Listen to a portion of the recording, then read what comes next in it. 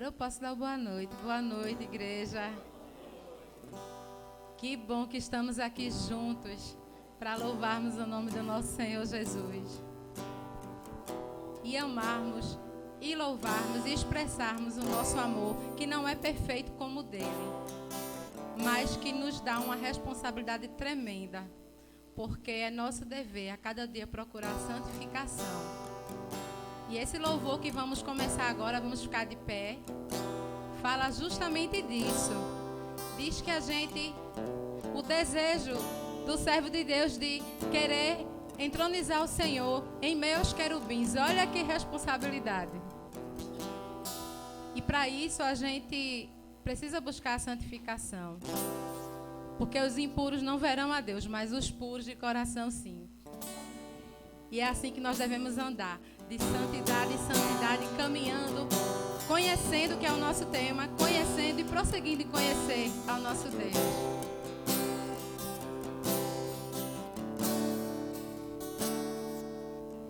O Espírito de Deus está aqui, operando em nossos corações, trazendo sua vida e poder, ministrando sua graça e amor. Os feridos de alma são curados, os cativos e oprimidos livres são, os enfermos e doentes são sarados, pois o Espírito de Deus está aqui. Preparemos o nosso coração para louvar o nome dele, da maneira como ele é digno. Pai, eu quero contemplar tua glória e majestade. Pai, eu quero te adorar em espírito, em verdade, não apenas no átrio ou no santo lugar. Eu quero te entronizar entre os querubins.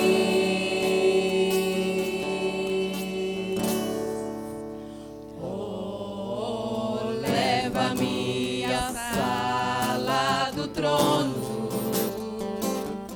pelo novo e vivo caminho, pelo sangue de Jesus, eterno sumo sacerdote. Oh, leva-me a sala do trono pra te adorar, Senhor. Oh, leva-me à sala do trono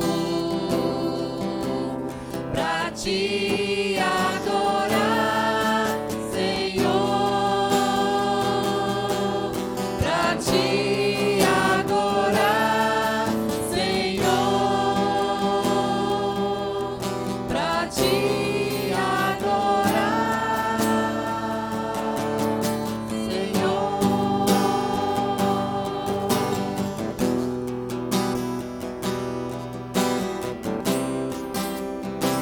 Queria escutar a voz da igreja. Oh, leva-me E a sala do trono,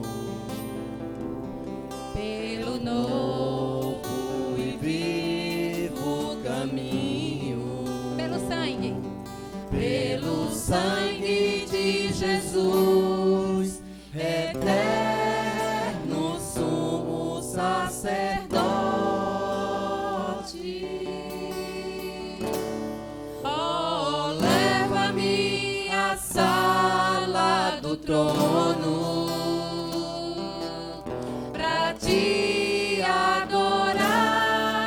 Senhor, leva-me, oh, leva-me à sala do trono pra te adorar, Senhor, pra te adorar, Senhor, pra te adorar, Senhor.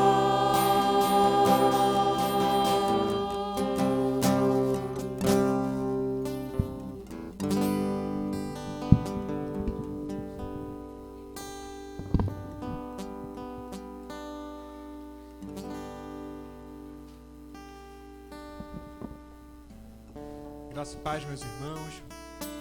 Amém. Boa noite. Podem sentar. Hoje podem sentar.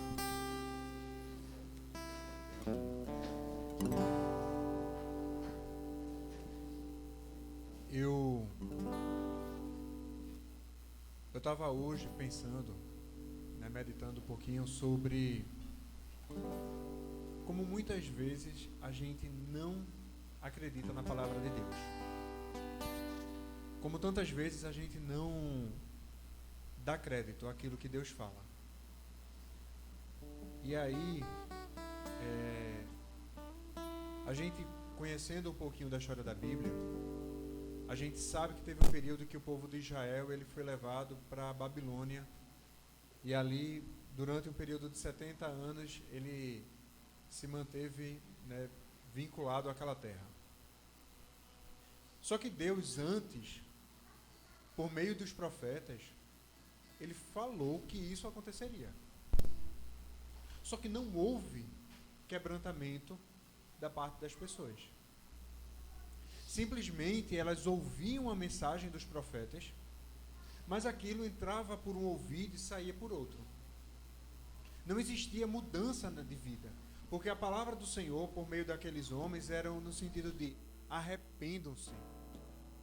Isaías, ele fala como o culto não era agradável a Deus, porque as pessoas elas não estavam servindo a Deus de coração, elas não entendiam o propósito daquilo. E a gente vê tantos outros falando exatamente sobre isso, o profeta Amós, enfim, tantos falando, despertando a atenção do povo de que eles precisavam mudar a sua vida, de que não era aquele estilo de vida que agradava a Deus, que precisava ser feito alguma coisa.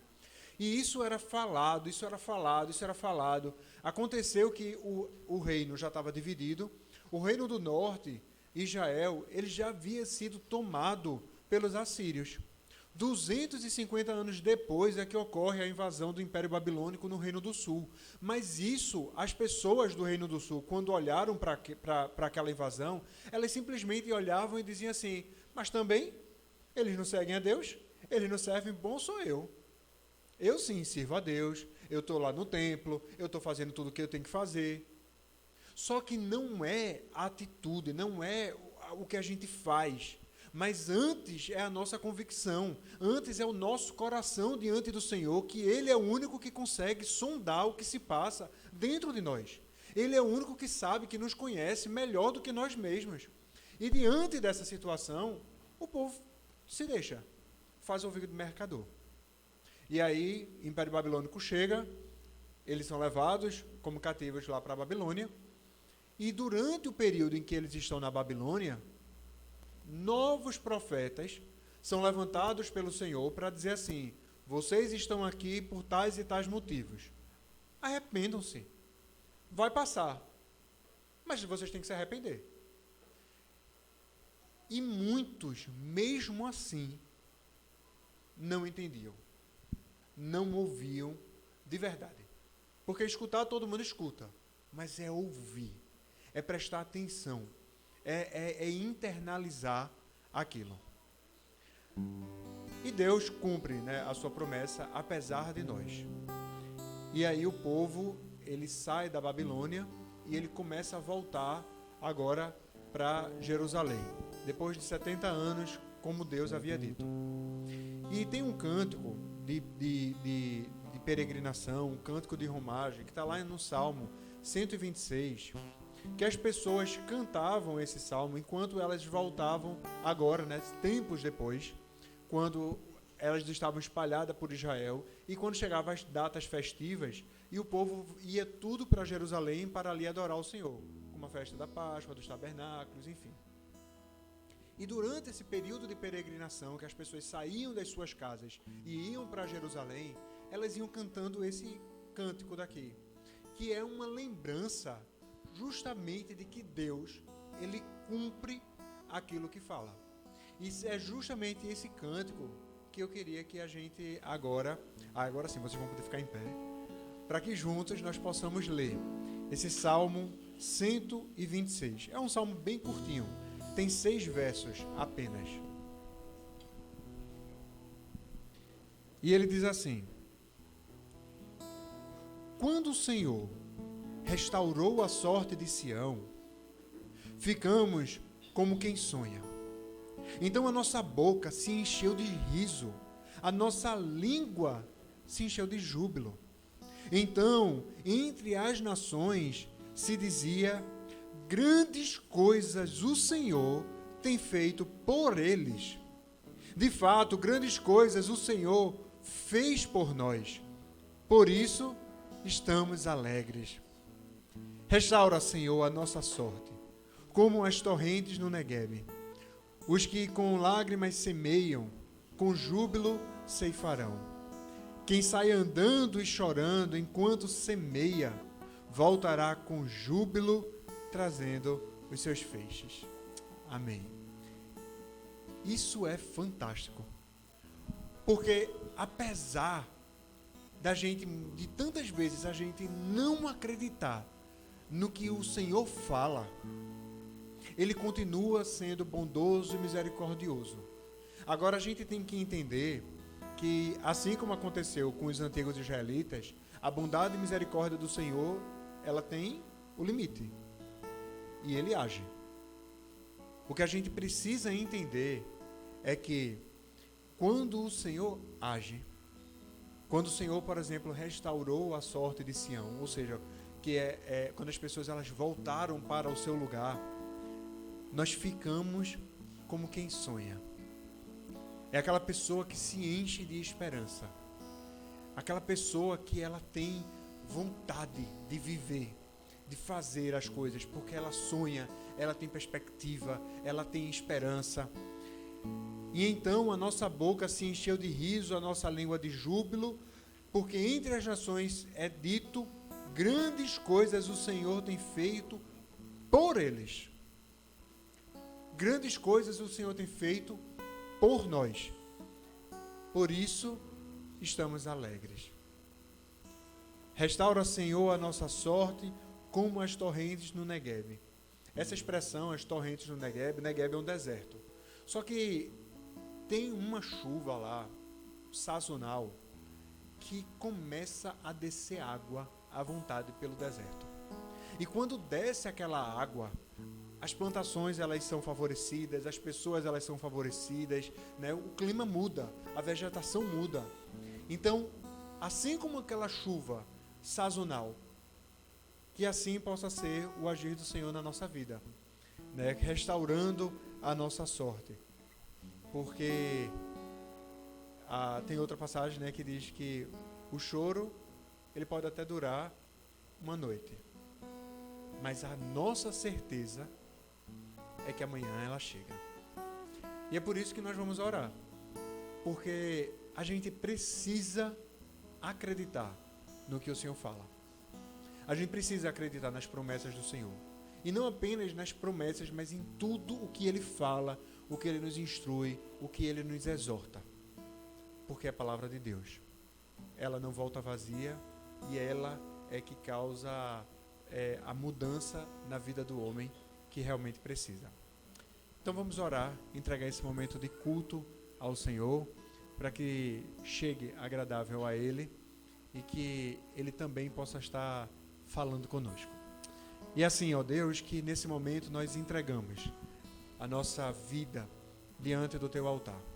É nesse sentido, ó Pai, que nós entregamos agora, Senhor Deus, a nossa mente, o nosso coração, a nossa essência Porque, Senhor Deus, para onde mais iríamos se só o Senhor tem as palavras de vida eterna, Senhor? É por isso que nós estamos aqui, Senhor Deus, persistindo, Senhor Deus, pedindo, Senhor, para que a Tua glória, Senhor Deus, ela possa nos alcançar, transformando a nossa vida por completo, Senhor.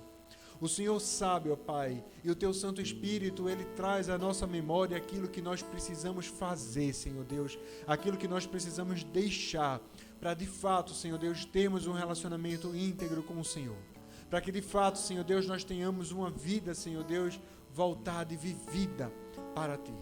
E é por isso, Senhor, que nós precisamos do Teu agir sobre nós. Porque, Senhor Deus, se for por vontade própria, se for por desejo, se for por qualquer coisa que venha de nós, ó Pai, nós não conseguiremos, Senhor Deus, Te agradar da forma como é devida, Senhor. Nós precisamos, Senhor Deus, do Teu agir nas nossas vidas. Nós precisamos, Senhor Deus, acreditar de fato naquilo que o Senhor fala conosco. Nós precisamos, Senhor Deus, entender o que é que nós devemos fazer, Senhor Deus, para Te servir. Sair, Senhor Deus, de um estado de inércia, Senhor Deus. Sair de um estado, Senhor Deus, de mornidão espiritual. E ter, Senhor Deus, a verdadeira percepção de ser instrumento Teu. De ter a verdadeira percepção, ó Pai, do que é ser cristão. Do que é ser aquela pessoa que foi alcançada pelo sacrifício de Cristo e que nos transformou, ó Pai, diante de Ti em novas criaturas, Senhor Deus. É por isso que o Senhor não olha, Senhor Deus, com um olhar de condenação para as nossas vidas. Mas, Deus, existe o Teu agir, Senhor Deus, nos disciplinando, nos exortando, Senhor Deus, todas as vezes que nós saímos do Teu caminho, ó Pai. Porque o Senhor age como um Pai que está disciplinando e cuidando, zelando, amando o Seu Filho. É por isso que nós precisamos, Senhor Deus, do Teu agir. E é por isso que nós precisamos, Senhor Deus, entregar diante de Ti os nossos pecados, os nossos erros. Deus, a gente não pode brincar. A gente não pode brincar de ser cristão. Nós não podemos, Senhor Deus, brincar com o sacrifício de Cristo. Precisamos, Senhor Deus, de uma convicção, transformando de vez, Senhor Deus, o nosso agir. Que hoje, Senhor Deus, seja o início de uma nova jornada, vivida diante de Ti, ó Pai. De um momento, ó Pai, que o Senhor marca para que a nossa convicção ela seja restaurada em Ti, ó Pai. É por isso que nós pedimos que o Senhor possa receber o nosso louvor, o nosso culto a Ti. Fica conosco. Em nome do Teu Filho Jesus. Amém. Vamos louvar ao Senhor.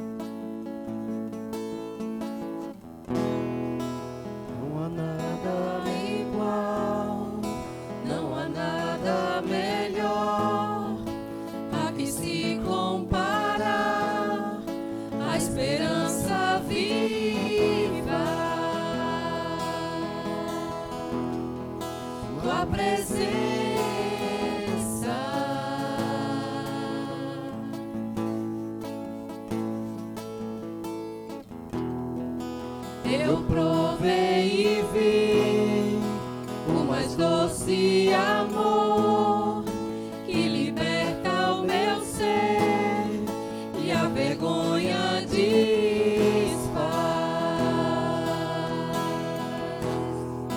Tua presença,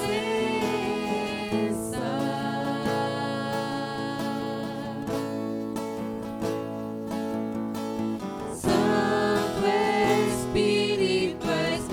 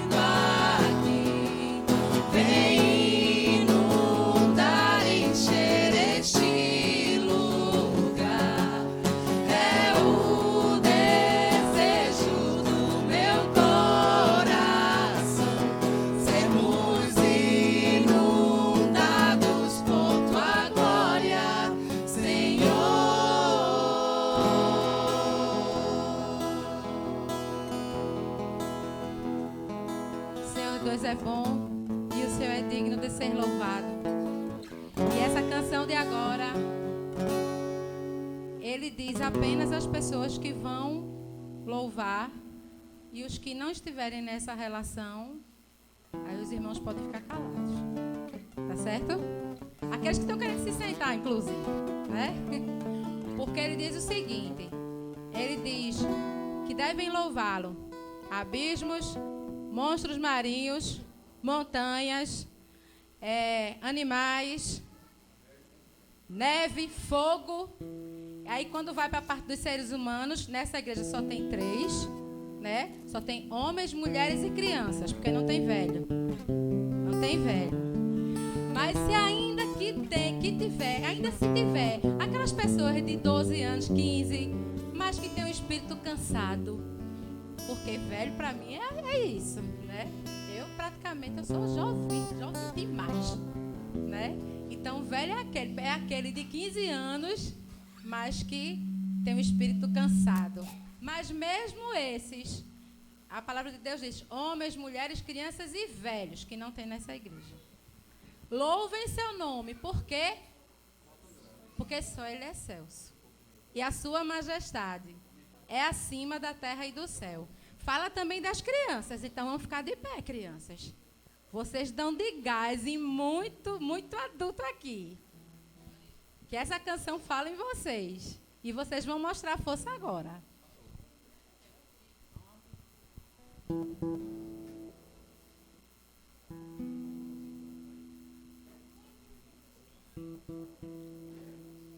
O som não está querendo, não, é? Pois o som vai ter que obedecer também.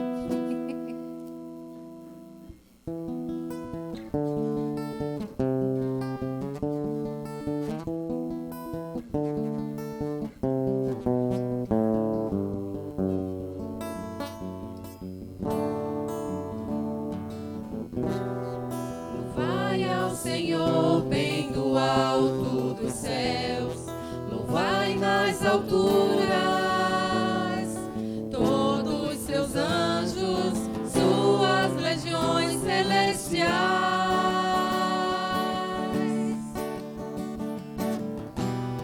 Louvai sol e lua, estrelas luzentes, louvai céus dos céus, pois Ele mandou e foram criados. Louvai ao nome do Senhor. Louvai-o abismos e monstros marinhos, fogo e neve, os que Ele executam a voz, montes e árvores e os animais, homens, mulheres, crianças e velhos, louvem seu nome, pois só Ele é excelso, sua majestade é acima da terra e dos céus. Louvai ao Senhor.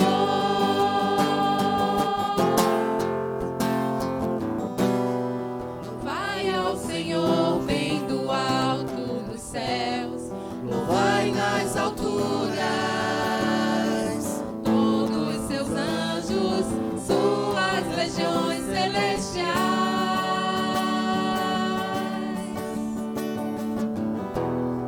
Louvai sol e lua, estrelas luzentes, louvai céus dos céus,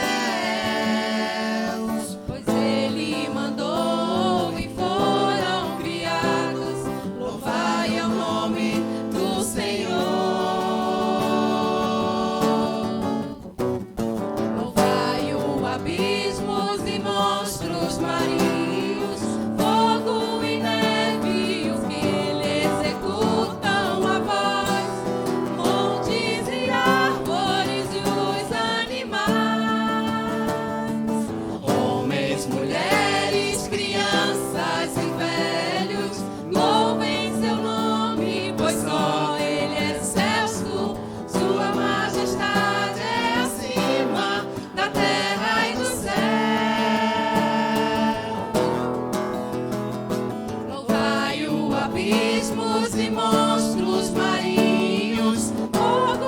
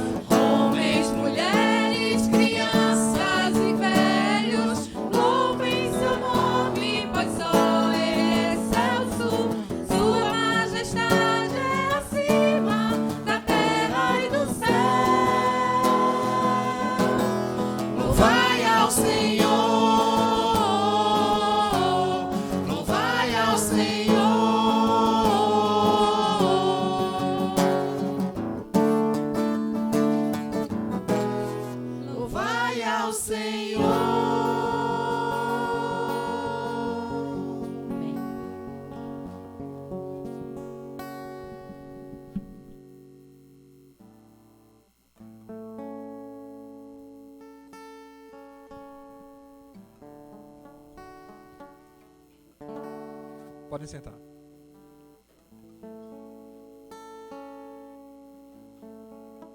Show. Som. Próximo final de semana, com a graça de Deus, a gente começa o seminário da família. E Deus é bom, porque superou em muito a nossa expectativa de inscrição. E tanto é que a gente provavelmente vai ver, pensando inclusive no culto do domingo, um outro local, porque já está, porque ficou com um número até maior do que a gente estava esperando. Então, hoje, quando acabar aqui essa noite, a gente de fato encerra as inscrições, porque a gente precisa ter o planejamento da quantidade de pessoas para a dinâmica lá do seminário. Então, hoje a gente encerra as inscrições, hoje à noite, e se prepara para o seminário. Ele acontece, só lembrando, no próximo sábado, a partir das 2h da tarde, e no domingo, pela manhã, 9h da manhã. A gente vai estar confirmando o local ao longo dessa semana para todo mundo, porque existe essa expectativa de mudança, né, diante da quantidade de inscrições. Mas aí ainda dá tempo para se inscrever, e a gente precisa só, realmente, quem for fazer, terminar hoje. Então, a última oportunidade para você que está querendo convidar alguém é essa noite, para que a gente possa estar completando o nosso quadro de inscrições. E aí a gente tem também a necessidade de convocar a igreja para estar também colaborando lá, principalmente no sábado. Porque no sábado, a gente tem diversas equipes que estarão trabalhando, e a gente precisa da ajuda de todo mundo para poder estar fazendo com que as coisas fluam e não fiquem sobrecarregado para ninguém. Então, a gente tem algumas equipes. Aí vocês, por exemplo, podem procurar as pessoas dessas equipes para poder estar falando, dizendo que quer ajudar, que quer colaborar. Por exemplo, essa parte de inscrições, o credenciamento lá na hora, essa parte inicial, André e Suane, eles vão estar à frente, e aí quem quiser procurá-los para ajudar. Quem vai cuidar da parte da infraestrutura do seminário, e a gente precisa principalmente de homens para essa parte, tá Haroldo e Larry. A gente tem o cafezinho, a parte de recepção, essa parte que envolve a comida, tem Rosângela e Karina, que também vão estar à frente. A gente vai ter também lá, e aí eu queria estimular vocês, nós teremos uma livraria. Carol, ela vai estar à frente da livraria. É uma oportunidade para a gente estar adquirindo livros, sabe? Um material que realmente venha ser bênção. Eu sei que nessa fase de vida a gente muitas vezes não tem o hábito de leitura, mas é o tipo de investimento que vale a pena a gente saber ler. A gente acha que no automático as coisas vão. A gente acha que no automático a gente sabe educar filho, a gente acha que no automático sabe levar casamento, a gente acha que no automático a gente vive, faz as coisas. Quando a gente precisa de instrução. A maior instrução é a palavra de Deus, que todo mundo aqui tem acesso. Fora isso, existem outras instruções complementares, e essa instrução complementar você vai ter acesso lá. Então, quem quiser, quem tiver interesse em estar adquirindo materiais, vai ter também a livraria. A gente também vai ter uma equipe de pessoas que vão estar com nossas crianças o tempo todo lá do seminário, justamente para que todo mundo tenha um aproveitamento melhor da dinâmica daquilo que está sendo proposto. A gente vai ter lá para as crianças, só para vocês. A gente tem algodão doce, a gente tem pipoca, tem cama elástica, tem muita coisa para vocês. E a gente precisa também, né, que por ser uma equipe de fora que vai estar acompanhando as nossas crianças, a gente fazer também um revezamento, para de vez em quando a gente dar um pulinho lá, ver se está tudo certo, como é que tem uma dinâmica, enfim. Aí vai procurar Jassonira para poder estar organizando essa questão. Então, assim, a gente, com a graça de Deus, a partir da semana que vem, a gente começa. E no domingo, 10 horas da manhã, a gente tem o nosso culto na igreja, que é o culto de aniversário de 6 anos da nossa igreja. Então vai ser um tempo muito legal, vai ser o encerramento do seminário e também vai ser o aniversário de 6 anos da nossa igreja. Então vai ser massa, vai ser bênção, que a gente possa estar aproveitando essa oportunidade. E desde já, um recado para os homens. A gente vai estar explicando melhor. Mas o último final de semana de setembro, a gente tem o retiro dos homens. E em outubro vai ter o das mulheres. Então, desde já, se programar para participar desses momentos. O último final de semana de setembro é o retiro dos homens. Tá certo? Então, que Deus ele possa nos ajudar nesse tempo todo. E aí, eu queria ler com vocês o que Paulo escreveu à igreja de Éfeso, lá no capítulo 3, versículos 20 e 21. Então, Efésios 3, versículos 20 e 21 diz assim: Ora, aquele que é poderoso para fazer infinitamente mais do que tudo o que pedimos ou pensamos, conforme o seu poder que opera em nós, a Ele seja a glória na Igreja e em Cristo Jesus, por todas as gerações, para todo sempre. Amém.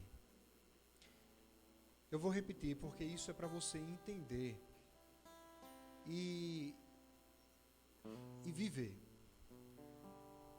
Aquele que é poderoso para fazer infinitamente mais do que tudo o que pedimos ou pensamos, conforme o seu poder que opera em nós, a Ele seja a glória na Igreja e em Cristo Jesus, por todas as gerações e para todo sempre.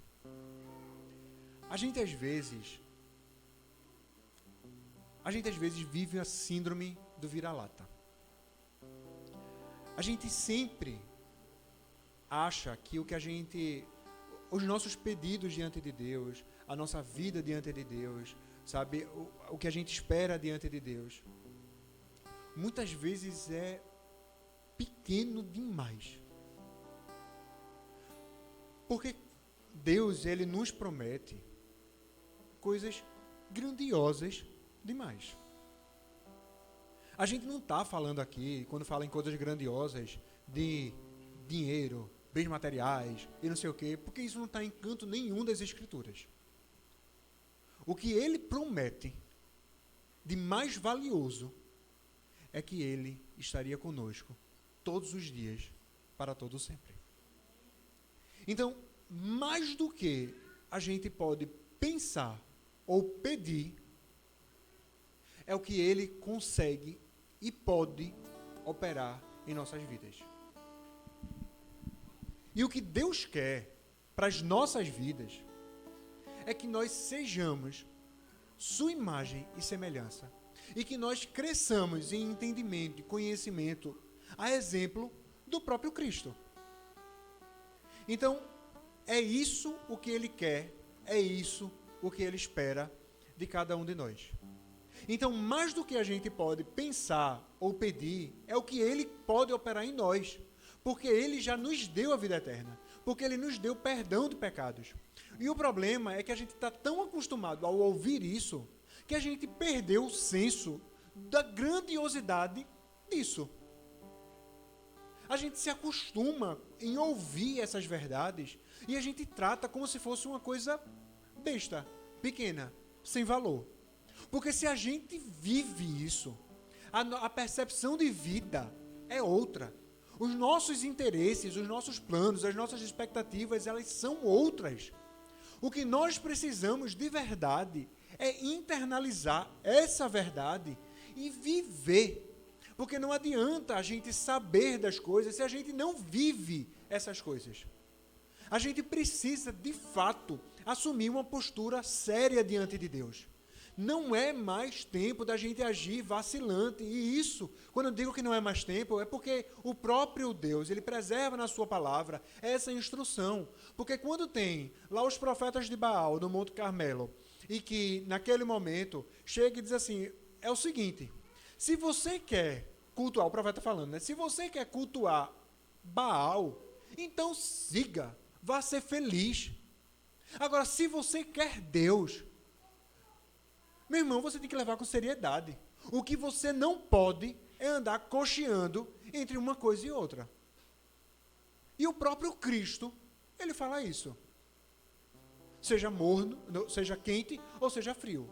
Porque o morno é aquele que eu estou prestes a vomitar. Então, o que nós precisamos, de fato, é assumir um compromisso diante de Deus. É entender que certas coisas não cabem mais na nossa vida. Porque a palavra dele diz que nós, nele, somos novas criaturas. É isso que precisamos viver. E isso fala muito acerca de nós, da nossa vida, o estilo de vida, o como é que eu vou gerenciar a minha vida e as coisas que acontecem comigo. Isso fala, e isso está diretamente atrelado a esse momento que é de dízimos e ofertas. Porque eu falo isso todo domingo. Não é o momento para dar dinheiro. Porque a própria palavra diz que ele é o dono do ouro e da prata. Então, vai chegar o recurso. Porque Deus, ele é assim. Ele não precisa da gente para agir, para que a glória dele aconteça na igreja e em Cristo Jesus, como diz a palavra. Mas o que ele quer é que nós sejamos instrumentos. O que ele quer é que a nossa vida reflita essa verdade. Primeiro, essa transformação, ela tem que acontecer dentro de nós, para que aconteça esse ato externo, para que aconteça essa mudança, esse propósito. E aí, com isso, a gente está vivendo e fazendo de verdade as coisas. E com isso, quando a gente tem a real percepção, a gente entende que o momento de dízimos e ofertas, por exemplo, não é um momento pesado, mas é algo que eu devolvo a Deus uma parte daquilo que Ele provê sobre mim. E quando a gente fala sobre dízimos e ofertas, a gente não está falando aqui sobre oferta é tudo aquilo que eu desejo ofertar a Deus. Dízimo, o entendimento que a gente tem é de realmente assumir o compromisso. Então, é da gente assumir aquela porcentagem e viver. Fazer. É assumir isso. É viver a fidelidade. Porque se eu digo que Deus é fiel comigo, eu tenho que ser fiel. Se eu estou dizendo que a gente não pode estar na síndrome do vira-lata, sabe, vivendo, esperando que migalha caia da mesa, quando Deus quer que nós nos assentemos à mesa, a gente não pode tratar Deus também com migalha. Porque os nossos dízimos, ele tem que funcionar como uma primícia. É a primeira coisa. A gente tem que levar a sério. Tudo o que é pertinente a Deus, a gente tem que levar com seriedade. Porque Ele não brinca com a gente. E porque a gente vai brincar com Ele. Que a gente possa participar. Tem um gasofilácio aqui, os envelopes ali para quem quiser participar. Ou então tem todos os meios eletrônicos aqui para, com Pix, PicPay, enfim, lê QR Code, consegue fazer. O importante é vivermos a fidelidade a Deus, porque isso é que provoca a mudança de vida. A gente vai louvar ao Senhor ainda, pedindo para que Ele prepare os nossos corações para receber a sua palavra.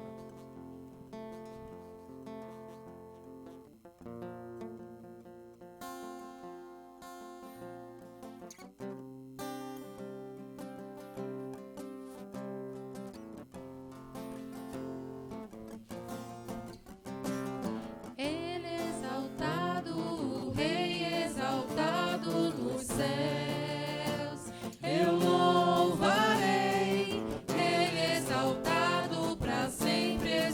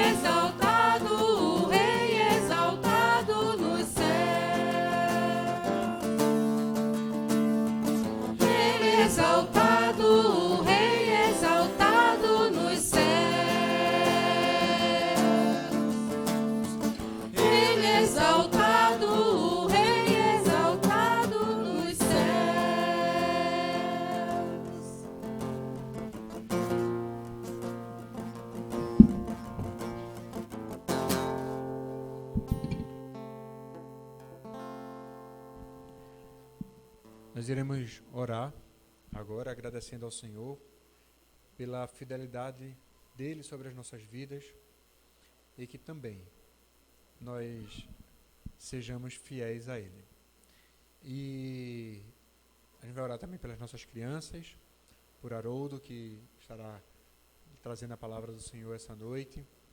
E ao final, as crianças elas vão subir, tanto comigo quanto com Jassonira, que lá em cima a gente vai ter uma divisão, tá certo? Então vamos orar.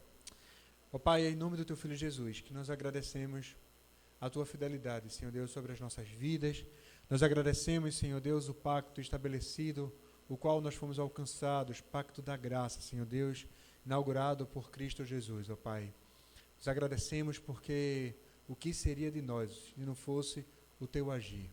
O que seria de nós, Senhor Deus, se não fosse a Tua provisão, se não fosse o Teu cuidado, se não fosse, ó Pai, o Teu amor?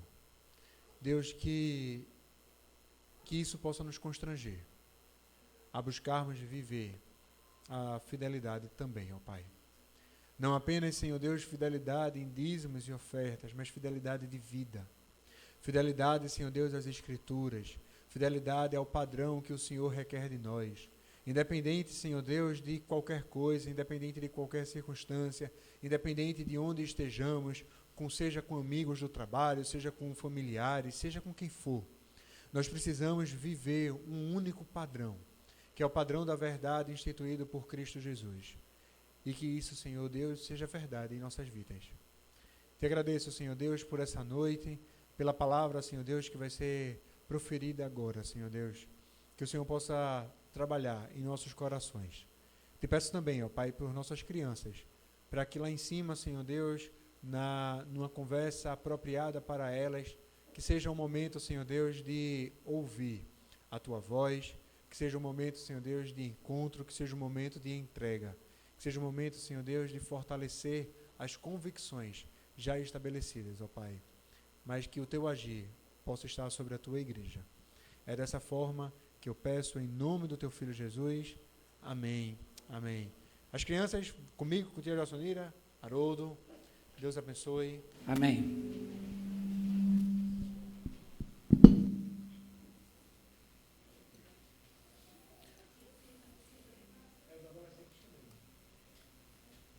Eu estou já indo também nessa daí, que achei isso é interessante.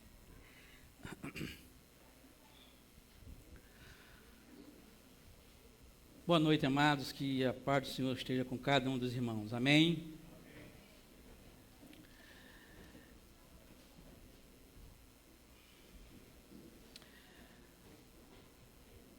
Eu queria partilhar com vocês hoje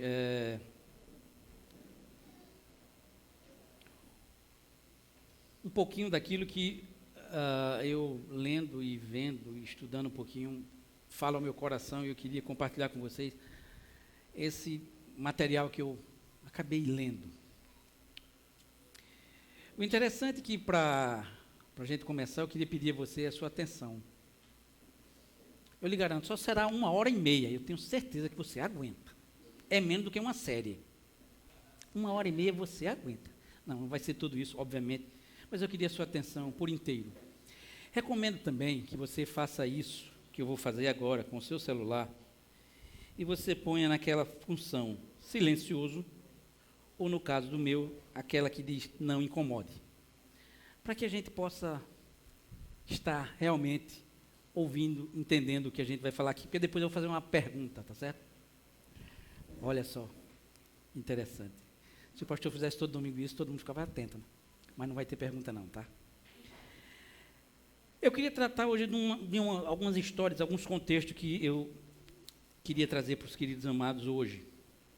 A primeira é a história de um homem americano, morava na cidade de Chicago.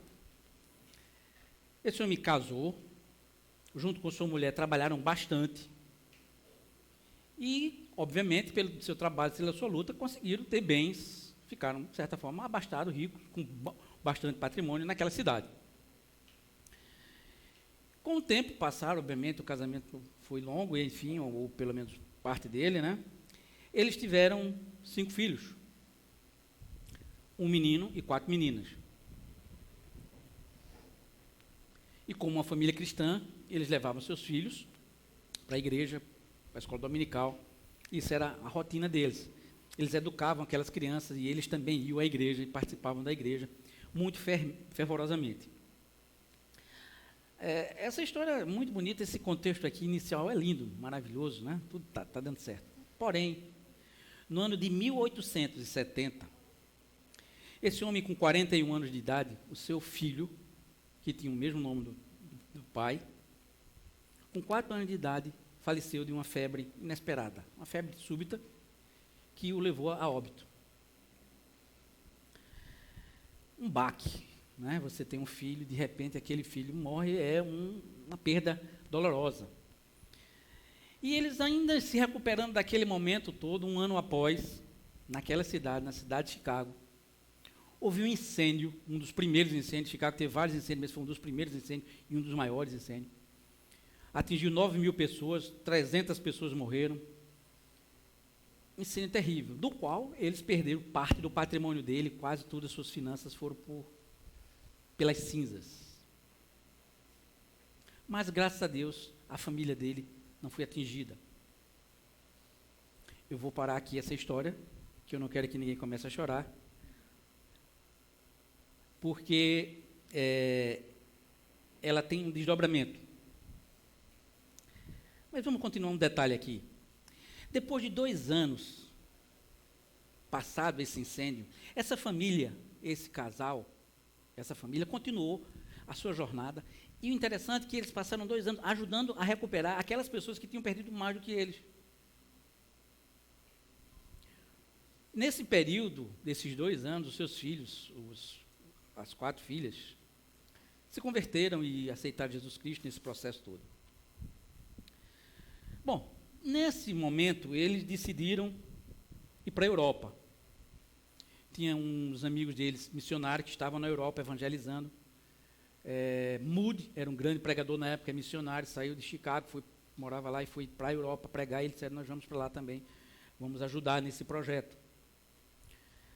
Bom, e assim o fez, ele saiu de Chicago, foi para Nova York, que era de onde o navio partia, eles compraram as passagens, o navio chamava Ville de Louvre, traduzindo num português assim muito, né? Cidade de Refúgio, SS Cidade de Refúgio, o nome do navio. E eles foram, iam embarcar naquele navio, mas de última hora aconteceu um imprevisto, ele não pôde ir, tinha que tocar alguns assuntos que ele de última hora. Ele resolveu, mas vocês vão, a família vai, e em seguida eu irei. E assim o foram. Essa história, eles assim o foram, né?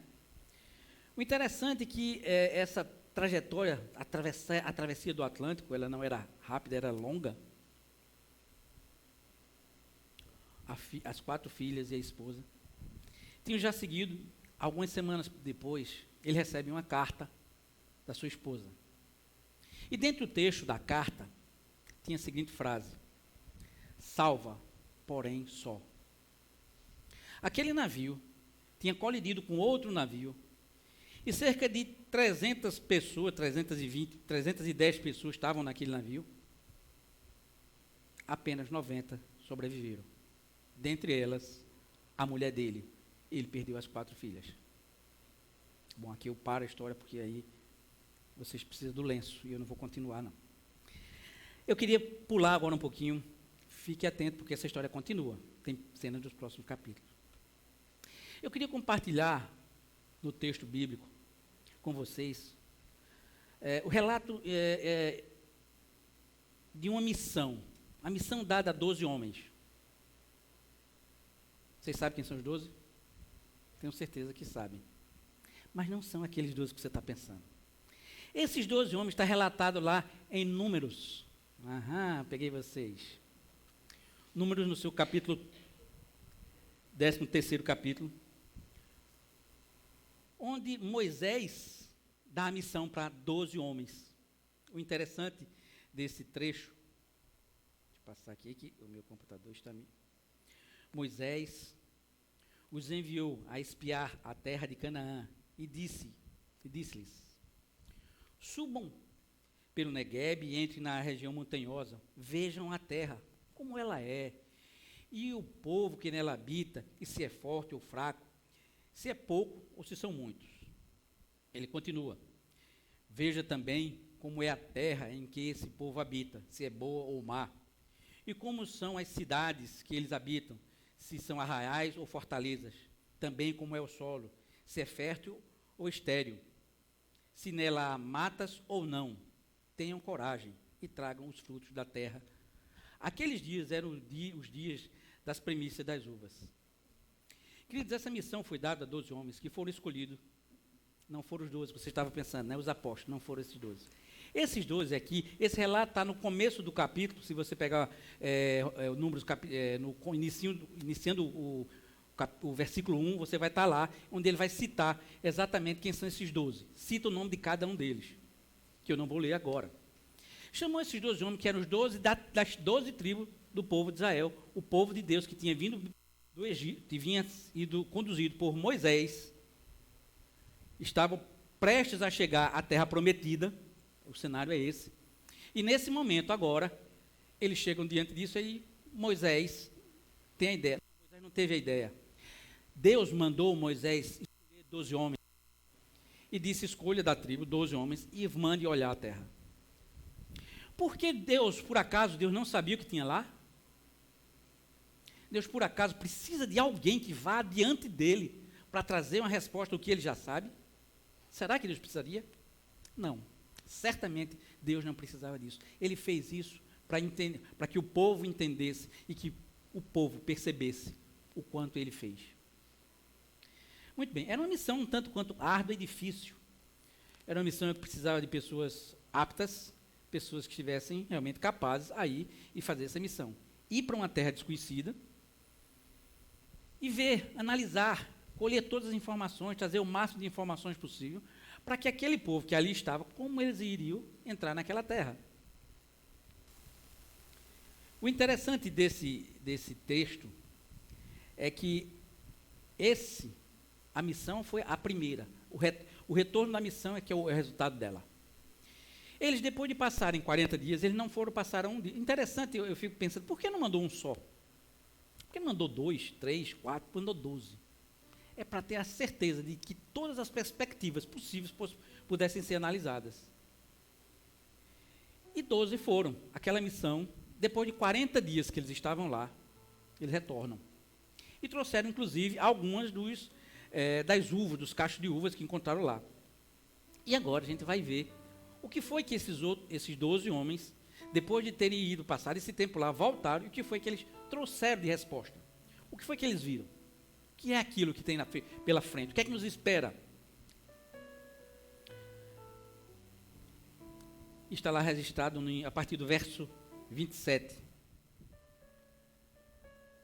Relataram a Moisés e disseram: fomos à terra a qual você me enviou. De fato, é uma terra onde mana leite e mel. Estes são os frutos dela. Mostraram os frutos grandes, bonitos. Mas o povo que habita nessa terra é poderoso, e as cidades são muito grandes e fortalecidas.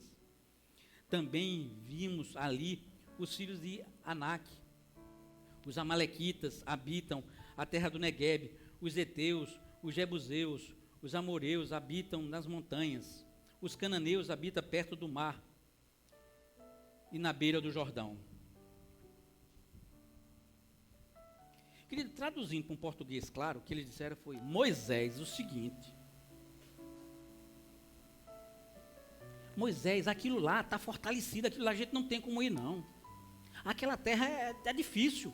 O povo lá é complicado. Aquela terra é boa a terra. A agricultura é perfeita, fantástica. Lá se plantando tudo dá. Mas o povo ali é difícil. É tudo cercado, é prédios, é difícil. Agora tem um tal do Supremo Tribunal Federal que tem lá. Tem um tal dos poderosos, os ricos. Tem os políticos. Esse povo que tem lá é pau. É difícil, Moisés. O negócio lá é feio. Essa foi a perspectiva dada por olhar daqueles que foram lá. Traduzindo claramente, eles estavam tocando terror. Ah, Moisés, lá tem um tal de PCC, primeiro comando, lá é terrível. Aquela terra mata, assombra a gente. Isso foi uma visão que veio em retorno.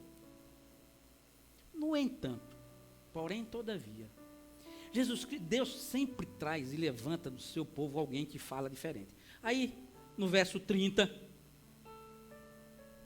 então Caleb fez calar o povo diante de Moisés e disse: vamos subir e tomar posse da terra, porque somos perfeitamente capazes de fazer isso. Queridos, 12 vieram com a perspectiva, e esse camarada se levanta e diz: espera aí, minha gente, nós somos capazes de fazer isso. Aí esse cidadão, Caleb, não está citado no texto, mas por que Caleb se levanta e diz isso? Caleb vivenciou as mesmas experiências antes da ida dele para lá. Eles conheciam, viviam e tiveram experiência com Deus até a ida para lá. Eram todos, estavam juntos nessa jornada. Mas Caleb vê por um outro prisma. Vê por uma outra forma de ver aquela mesma cena, aquele mesmo cenário, aquele mesmo mundo que ambos estavam, que todos estavam. Caleb diz: ei, calma, vamos invadir porque nós temos capacidade. Caleb está olhando para quem nessa hora? Caleb está pensando em que nessa hora? Caleb tinha vivenciado e passado também pelas mesmas experiências de passar o Mar Vermelho, de sofrer no deserto e de ver quanto Deus tinha agido poderosamente no meio do povo. Essa foi a perspectiva de Caleb. Mas Deus sempre levanta pelo menos um do meio do seu povo para nos animar, alertar, encorajar e mostrar o seu grande poder. Essa é a história que a Bíblia sempre relata. Vez por outra Deus chama alguém e diz: ó, fala de novo para esse povo. Ele chegou e pegou Noé e disse: Noé, avisa para essa tropinha aí que eles estão totalmente contra mim. Mais adiante ele chegou a Abraão e disse: Abraão, eu vou tirar você daqui, vou te botar numa terra maravilhosa. Aí fez isso com Jacó, fez isso com José, fez isso com Moisés. E em seguida vai fazer com Josué.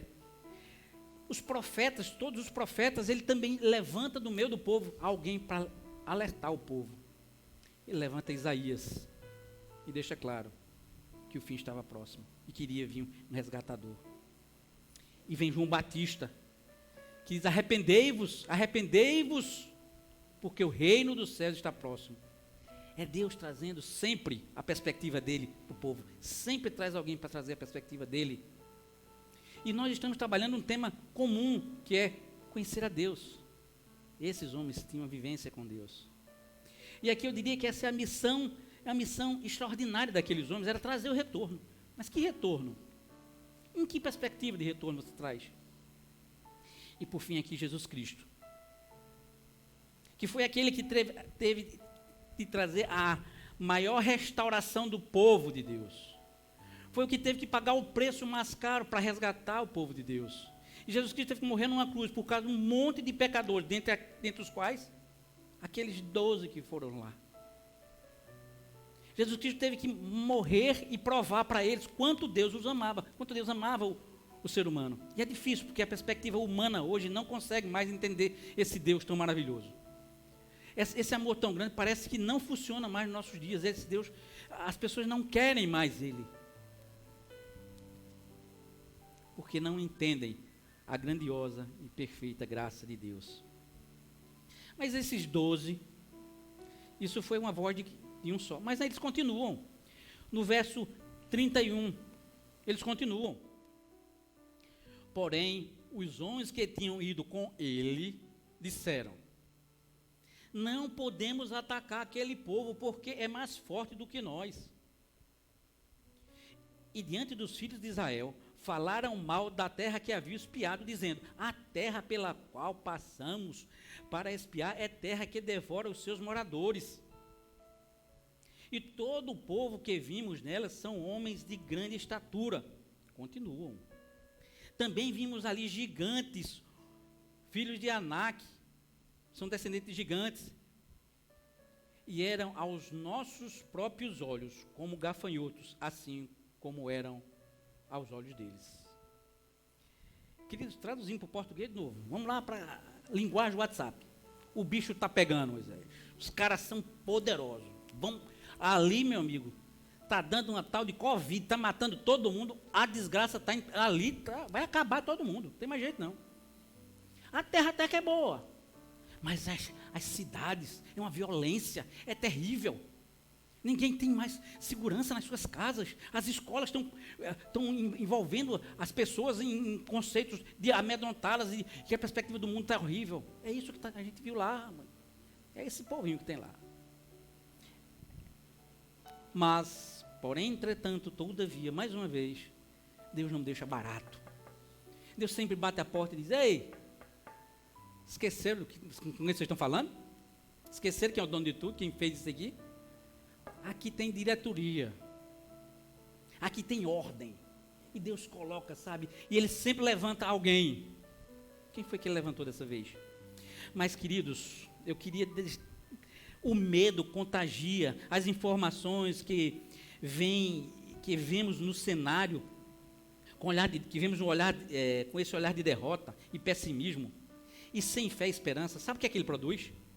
Ele produz desânimo, incredulidade, e naquele momento, revolta o povo. Porque agora no capítulo 14, no verso 4, eles dizem o seguinte, e diziam uns aos outros: vamos escolher um chefe e voltar para o Egito. Queridos, agora o medo estava instaurado. Aquela situação foi dita para eles, e eles disseram: meu Deus do céu, olha, é melhor ficar, vamos voltar para o passado, estava tudo muito bom, estava maravilhoso. É isso que a gente tem ouvido? Porque quando eu abro a internet, dá agonia. É 200 quilos de desânimo e 1% de alguém que diz que as coisas é diferente. Eu tenho procurado só ouvir 1% para ver se eu não... Porque quando eu leio isso, quando eu vejo isso, eu tenho visto, queridos, é a perspectiva dos seres humanos olhando para o mundo hoje e dando a notícia para a gente. A minha pergunta a você: quem você está ouvindo ou quem você está entendendo que é? Qual é a sua missão?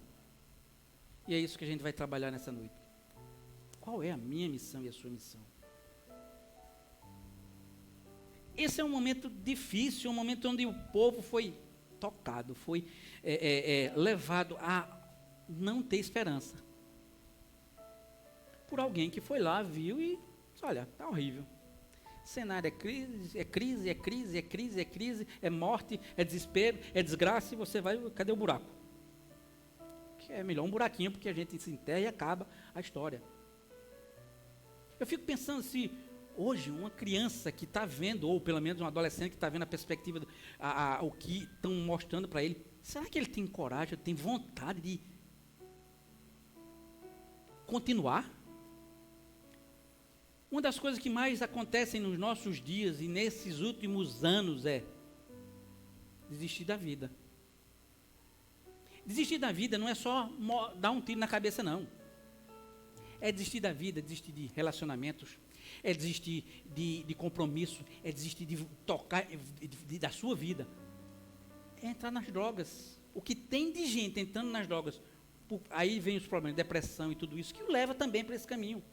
Então, é nisso tudo que está contaminando, que está entrando nos nossos ouvidos, essa mensagem que chega e diz: olha, vamos voltar para o Egito, estava tão bom.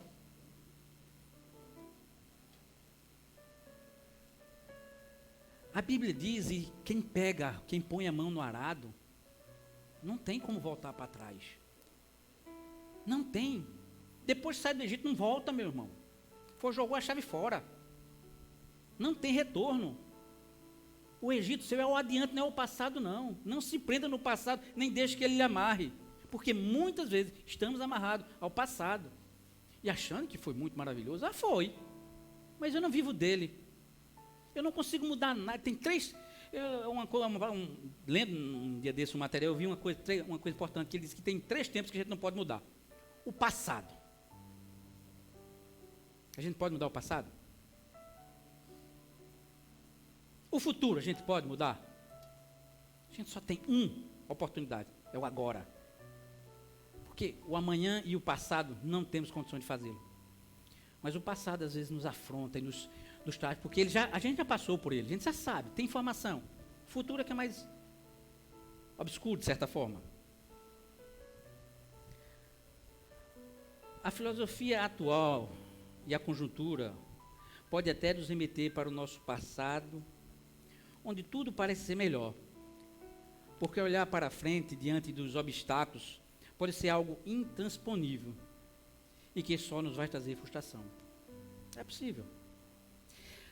Mas esta é a perspectiva de quem não conhece e não vê Deus e seu poder sobre tudo e sobre todos. Não conhece nem entende, porque Deus, um Deus tão grande, cuida de homem tão pequeno e miserável. Não conhece a misericórdia de Deus. E a misericórdia de Deus está mostrado, relatado, difundido e pregado através de Jesus Cristo. Porque o que é que eu e você merecíamos, ou merecemos? A morte, já estava definido. E Jesus Cristo veio e disse bem claro, com todas as letras, e não sou eu que digo: quem comigo não ajunta, espalha. Aquele que não é a favor é contra. Só tem duas possibilidades, ou de um lado ou de outro. E hoje a gente tem se separado de Jesus Cristo por causa de homens. Tem deixado de entender quem Jesus Cristo é, o Deus encarnado. Aquele que veio para resgatar, para trazer a esperança, para dar ânimo. E a gente não vê isso. Interessante, no verso 6º e 8º, no capítulo 14 ainda, agora,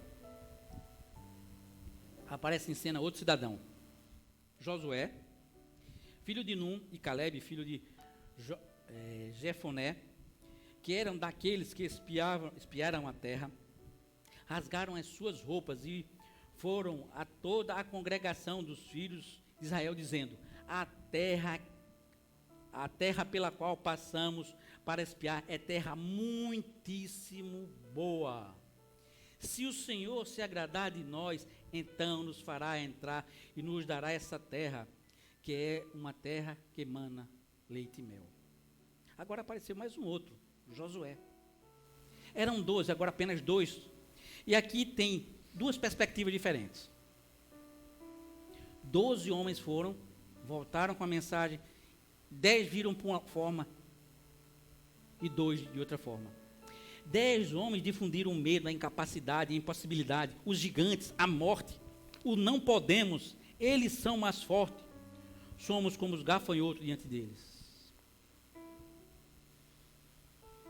Esses homens entenderam e estavam vendo por olhar de homens pequenos, pobres, miseráveis que somos. Esses homens, ao contrário desses outros 2, que ousaram relatar o que viram e estimular como um desafio com a perspectiva de fé no Deus que Moisés tinha apresentado para eles. Esses 2 homens viram e entenderam o que Deus já tinha feito e quanto Deus podia fazer muito mais. Então eles não ficaram com medo do que viram. Não era o que estava na frente dele que estava preocupando. Eles sabiam quem eram. Eles sabiam quem estava no comando. Eles entenderam. Esses 10 não, ficaram, não, gente, olha o tamanho da gente, tudo pequenininho. 1,60 m, lá é 1,90 m, é tudo gigante. Nós não vamos conseguir. A perspectiva que a gente precisa ter aqui é perguntar, qual é a nossa? Qual é a minha perspectiva? Qual é a sua perspectiva? Você está vendo com o olhar de quem para esse mundo? O olhar de Caleb. Veja o que ele diz, porque somos perfeitamente capazes de fazer isso. Caleb diz isso em alto e bom som. Somos capazes. Quem capacitou? Quem já os tinha mandado? Quem foi que deu a ordem? Quem estava no comando? Ele entendeu, ele sabia. Ele percebeu claramente quem era que estava no comando e quem deu a capacidade para ele fazer. Porque ele viu isso acontecer. Se ele não viu tudo, ele ouviu os relatos de todos que estavam com ele. e eles continuaram, é terra, veja como eles colocam, é terra muitíssimo boa. Os outros disseram, não, a terra lá emana leite e mel. Mas esse aqui, a terra é maravilhosa. Ou seja, o que Deus pode nos dar é maravilhoso. O que Deus tinha a fazer é maravilhoso. Aí ele vem, se o Senhor se agradar, aí vem um problema. Se o Senhor se agradar, aqui vem um problema que parece que eu e você não entendemos. Que existe sim, Deus separa o povo, escolhe o povo e manda o povo sair do Egito. E dentro desse povo, Deus estava desagradado daquele povo. Por quê? Por que, Deus? Porque o povo não estava acreditando. O povo estava resmungando. O povo acabou de dizer, vamos voltar para o Egito. O Egito era melhor. Deus tirou com Moisés, esse Moisés aí, esse cara é louco. Só pode ser louco. Está indo para cá? Olha só. Tudo fortificado, a gente não pode entrar, a terra está lá, a gente não pode ter acesso. Ou seja, medo de quê? Chegar de frente do mar, um mar enorme, passam a pé enxuto. Isso não é uma ação divina? Isso não foi algo grande? Passam a comer durante a noite, tinha uma nuvem que dava calor e durante o dia outra nuvem que prevenia da insolação. Tinha um maná que ninguém sabe explicar o que era. Não existe cientificamente explicar o que é maná. Que comida é o maná? Apenas era um alimento que era caído. E o interessante do maná, o maná era algo que você só podia usar naquele dia, não podia guardar para outro dia. Quando guardava, estragava. Porque você tinha que confiar que Deus ia dar no outro dia. Isso tudo, esse cidadão aqui entendeu. Esses dois entenderam. Essa perspectiva eles perceberam. A minha pergunta hoje é, nós estamos percebendo que Deus está agindo? Será que a gente tem visto esse Deus agir? Ah, mas Senhor, eu queria uma coisa extraordinária, fantástica, maravilhosa. Tu está vivo, meu irmão. Estamos vivos. A despeito de qualquer coisa, estamos vivos. E como Paulo bem diz, ou morto, ou vivo, é para a glória do Senhor. Se eu estiver morto, eu estou com Ele. Se eu estiver vivo, eu estou fazendo a obra dEle. Louvado seja Ele.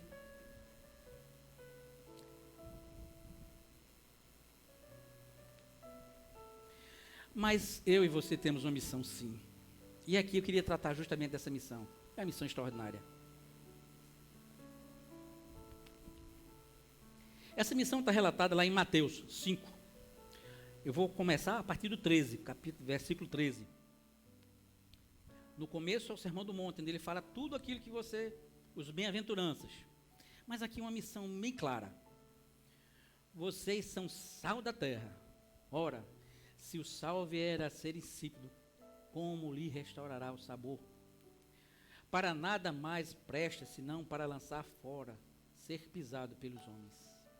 O verso continua. 14:16. Vocês são a luz do mundo.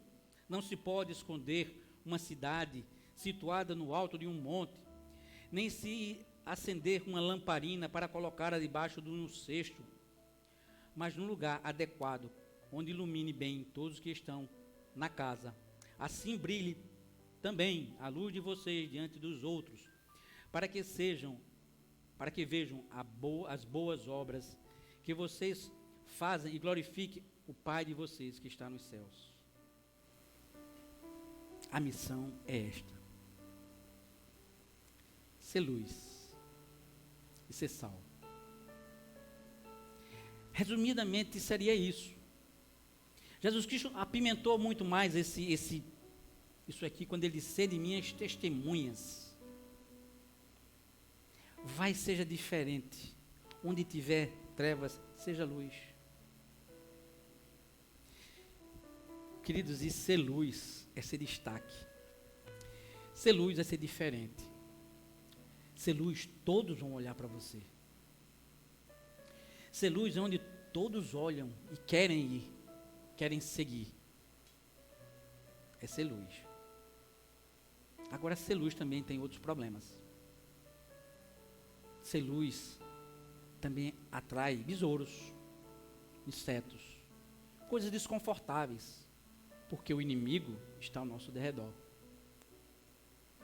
Mas é a luz ofusca tudo isso. A luz não se apaga diante disso, ela continua a brilhar. O sal, ela diferencia o sabor, ela dá ânimo, ela restaura a nossa vida e a minha vida. E se eu não tiver sal, se eu não for sal, não conseguir fazer diferença, eu estou sendo, ou estou vendo, pela mesma perspectiva daqueles 10. Eu não estou entendendo para que Deus me mandou. O que foi que Deus quis fazer? Eu estou aqui, foi um descuido de Deus. Deus se descuidou. Eita, caiu fulano. Olha ele lá, escorreguei, ele está lá agora. Está na terra. Não, eu, você, nós temos uma missão para esse mundo. Apesar a despeito de tantas dificuldades, tudo isso, ele diz, eu estou com vocês. Tende bom ânimo, eu venci o mundo. E quem está dizendo é Jesus Cristo, que passou. Um Deus sobrenatural, um Deus enorme. É o oceano, você pega o oceano todo e botar num copo d'água. Ele se fez carne. Para que a gente fosse luz.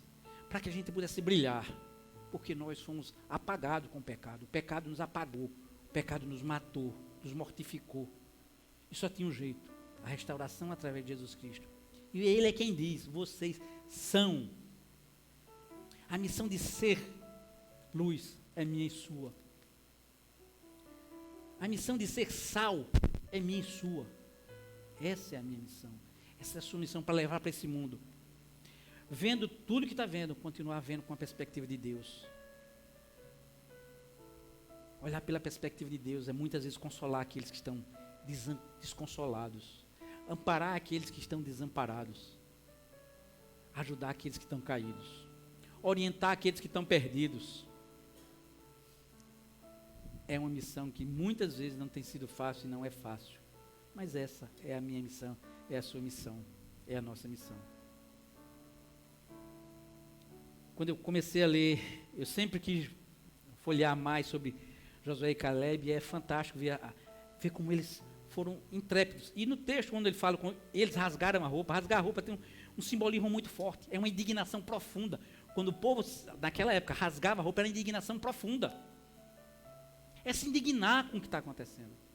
Ele disse, não concordo, discordo.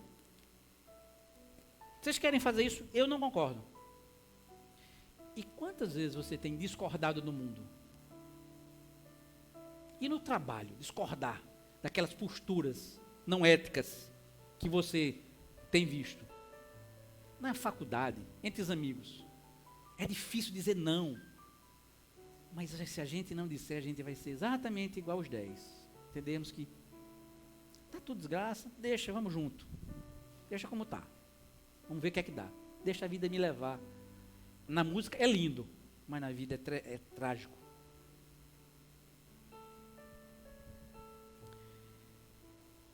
Queridos, espero que vocês estejam atentos a essa primeira historinha. Esse relato tão grandioso. Curiosamente, se vocês pegarem, depois de, você tem Números, aí você tem Deuteronômio, aí depois você tem Josué. Josué. Você vai ver que aquele homem escreve um livro todo, um texto maravilhoso, animando o povo, dizendo quem era Deus. Botando de novo, porque se você ler Deuteronômio vai dizer, Moisés dizendo quem é Deus.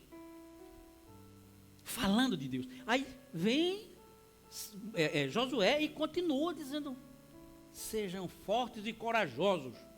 Já começa assim. Então, essa missão exige de mim e de você coragem para ver esse mundo de outra perspectiva. E muitas vezes a vida tem machucado tanto a gente, tem feito tantas dores, tantas impossibilidades, tantas coisas que isso é impossível, isso é impossível, isso é impossível. E a gente vai vendo que o possível de Deus... E eu gosto muito, eu já citei isso aqui, eu gosto de uma... Não sei de quem é o texto, a frase, mas ela é linda. Os rios não sobem montanhas, mas todos os rios chegam ao mar. E se você refletir, você começa a perceber exatamente isso. Você nunca viu um rio subir numa montanha. mas eles, sabe, aprenderam a contornar, porque Deus os preparou para isso. Dentre de todos os empecilhos geográficos que tinha, os rios contornam. E eles chegam ao mar. Não precisa subir montanhas. E ele faz isso com você e comigo. Muitas vezes você está vendo as montanhas enormes, aquele gigante na sua frente enorme, e Deus diz, sim, qual o problema? É um gigante, você passa por debaixo das pernas dele, qual o problema? Se é pequeno, passe. Às vezes as soluções estão na nossa frente, e a gente espera que Deus desça, mande um anjo, pegue na sua mão e leve. E ele tem botado o anjo todo dia na sua frente, meu irmão. Olhe com cuidado, olhe com zelo. Olhe quantas vezes no trânsito você escapou de um acidente. Uma cidade como Recife. E eu digo a meu filho sempre, quando ele volta para casa é a coisa que mais me alegra no mundo. Porque numa cidade como Recife, sair e voltar é uma maravilha. É uma das cidades mais violentas do país. Já temos que dar graças a Deus. Já temos que dar graças a Deus. Então, ver o extraordinário de Deus, ele está extraordinário o tempo todo. É que a gente não olha. A gente não percebe, a gente quer olhar com olhar de homem, e olhar de homem que faça assim, tem que ser assim. Não, tem que ser sempre, sempre na condução dele. Quando a gente deixa ele conduzir, a gente se alegra, apesar da montanha que aparece, da tragédia que se amontoa na nossa frente. E aqui, já indo para o finalmente, passei do horário. Indo para o finalmente, eu queria voltar um pouquinho daquela história que nós tínhamos. Vocês estão ligados da história? Lembram? Todo mundo está aqui? Ok. Aquela história trata-se da pessoa do Senhor, em inglês o nome é complicado, Horatio G. Spafford. Aquele homem que eu citei, o nome dele é esse, Horatio G. Spafford, conhecido como Spafford. Depois que ele recebeu aquela carta, lembra da carta? Ele recebe aquela carta terrível. Ele achando que ele agora tinha sossegado um pouco, a coisa tinha dado uma acalmada, ele disse, bom, vou agora com minha família, vou para a Europa, vamos fazer um trabalho missionário lá, eu acho que agora vamos recomeçar, ia ser maravilhoso. Recebe uma carta relatando que as 4 filhas tinham falecido. Ao receber aquela carta, ele imediatamente pega o navio e vai encontrar com sua esposa.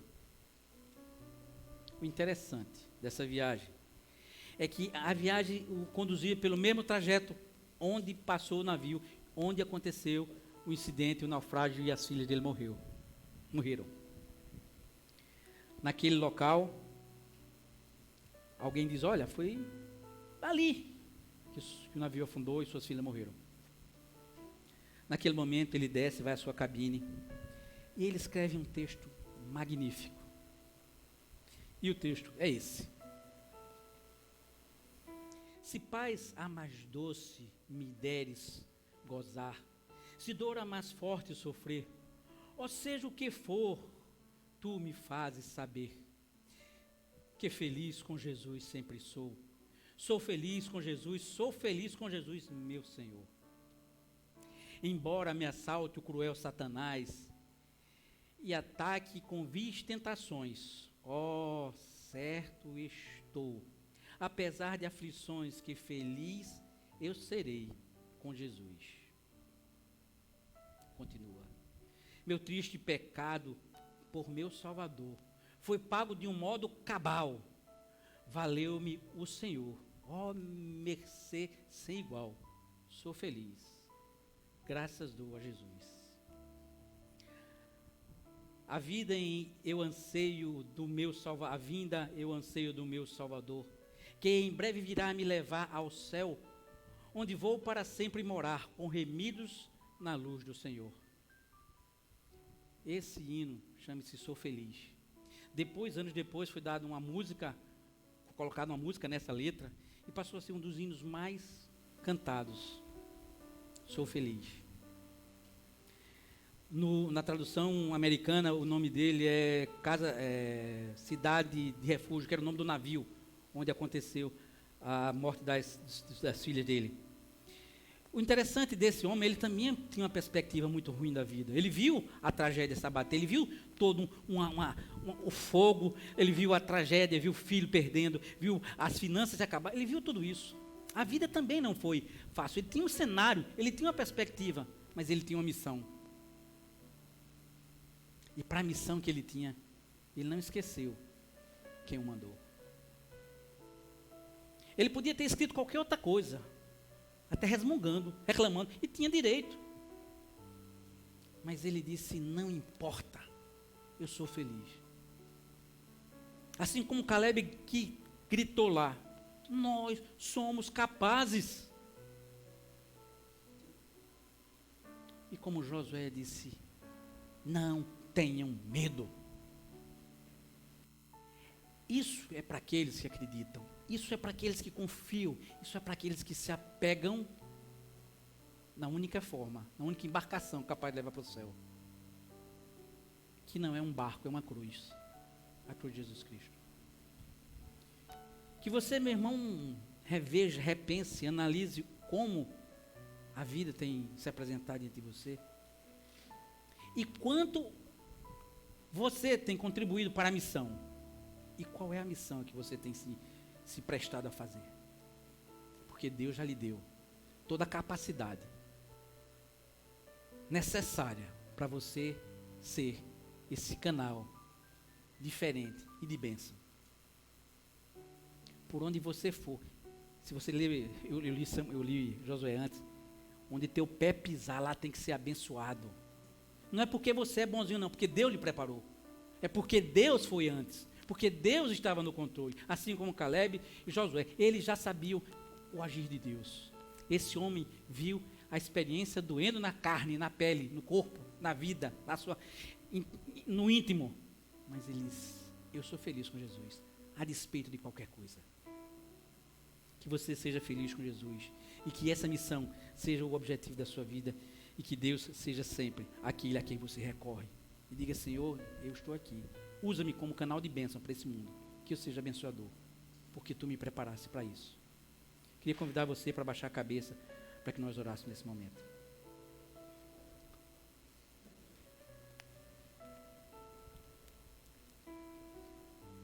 Ó Deus,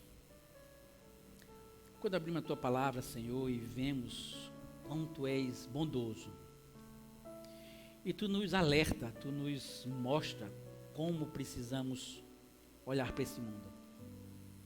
Qual a perspectiva que temos? Precisamos olhar e entender, e pegar a Bíblia e ser dela a nossa maior fonte de alimentação, Senhor, para que entendamos o grande e o poder total que tu tens sobre tudo e sobre todas as coisas, Deus. Não nos deixe nos desanimar com o que lemos na internet, vemos nos jornais.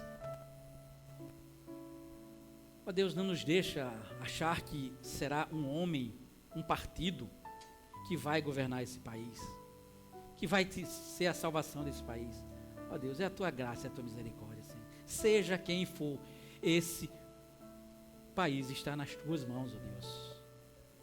Ó Senhor, tem misericórdia de nós, que muitas vezes somos afligidos, atingidos por dores, por sofrimentos, ó Senhor. E o desânimo tem batido a nossa porta, sim, Pai. Mas, ó Deus, assim como gritou Caleb, eu estou preparado para vencer, porque tu me dá a condição. Ó Senhor, a terra que tu tem preparada para nós, o futuro é muito melhor do que nós pensamos, Senhor. Por isso, abençoa-nos, Senhor. Nos ajuda nessa missão de sermos sal e luz nesse mundo, ó Pai, para quando, por onde passarmos, as pessoas perceberem que temos algo diferente. Sim, porque estamos ligados direto aos céus. Ó Deus, fique conosco, protege-nos, ajuda e livre-nos do mal, Senhor. É o que te pedimos nessa noite. Em nome do Senhor Jesus. Amém. O louvor agora, acho que depois o pastor deve vir para...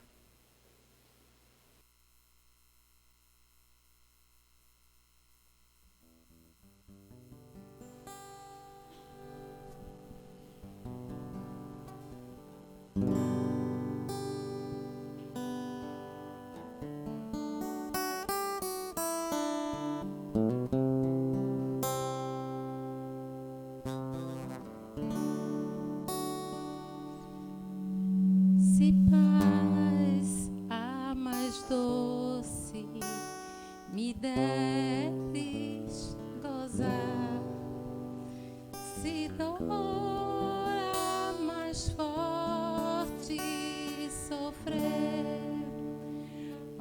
seja o que for, tu me fazes saber que feliz com Jesus sempre sou.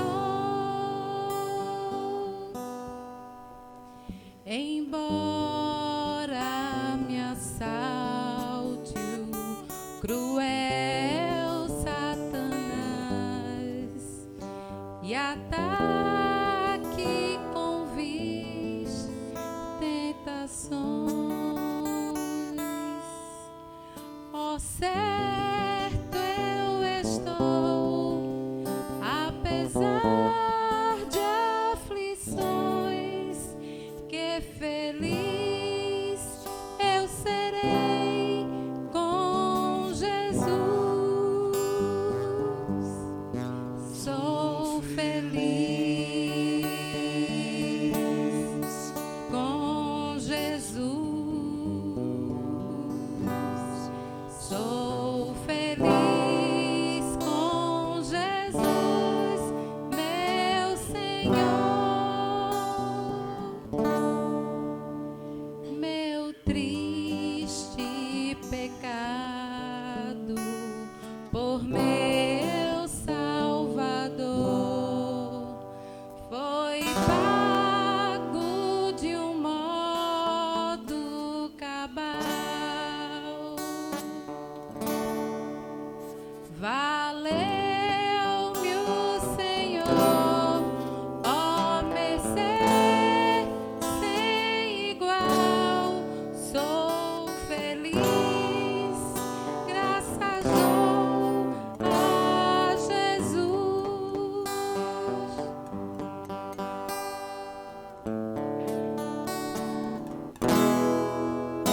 A vinda eu anseio do meu Salvador, que em breve virá me levar ao céu, onde eu vou para sempre morar, com remidos na luz do Senhor. Sou feliz com Jesus. Sou feliz com Jesus, meu Senhor. A igreja. Sou feliz com Jesus. Sou feliz com Jesus, meu Senhor.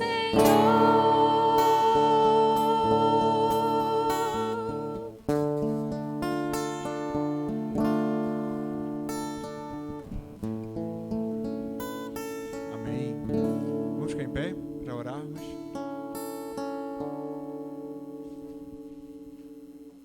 E que possamos, encontrar de fato a felicidade no Senhor.